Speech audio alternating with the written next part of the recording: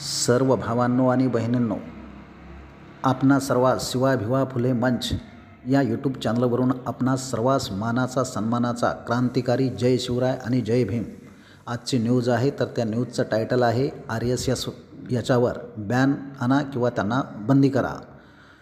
बरेच दिवसापासून आपल्या महाराष्ट्रामध्येच नव्हे तर भारत देशामध्ये सर्वच राज्यामध्ये बहुजन समाजाकडून या RSSवर बंदी आणण्याचे बरेच काही जबरदस्त प्रयत्न करण्यात येत आहेत. त्याच पद्धतीनं महाराष्ट्रामध्ये बौद्ध समाज कित्येक दिवसाची मागणी करत आहे की RSS ही संघटना या देशाला घातक आहे, धोकादायक आहे आणि या संघटना रजिस्टर्ड नाही आहे. तर ही रजिस्टर्ड संघटना नसल्यामुळं लवकरात लवकर याच्यावर बंदी आणण्याची आपण कृपा करण्यात यावी, असं शासनाकडे वारंवार हे सांगून लोक थकलेले आहेत. आणि अशामध्येच एक उद्रेक झाला आणि उद्रेकमध्येच सुजात आंबेडकर यांच्या नेतृत्वाखाली या पाठीमागच्या 2-4 दिवसामध्ये या RSSवर बंदी आणण्यासाठी धडक त्यांच्या कार्यालयावर मोर्चा काढण्यात आला आणि मोर्चा काढून त्या ठिकाणी असलेले RSSचे हाफचड्डीवाले जे स्वयंसेवक आहेत तर त्यांची नाकेबंदी करण्यात आली, त्यांना पळती भुई कमी केली.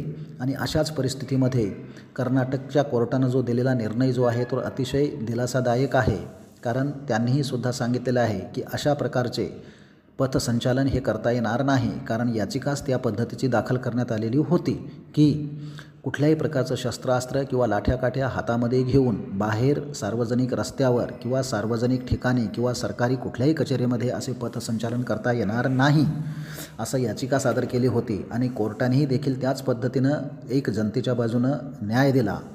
तसेच कर्नाटकमधील गुलबर्गा जिल्हाधिकारी यांनीसुद्धा असल्या प्रकारच्या पथसंचलनाला कुठल्याही प्रकारची मान्यता देण्यात आलेली नाही व ती नाकारण्यात आलेली आहे. आणि म्हणून सर्व बहुजन समाजांनो, आपण सर्व लक्ष देऊन याच्यावर बॅन कसा आणण्यात येईल याचा विचार करावा. आपण जर या चॅनलवर नवीन असाल तर सबस्क्राईब करा, लाईक करा. नवीन अपडेट पाहण्यासाठी आपण सबस्क्राईब करा.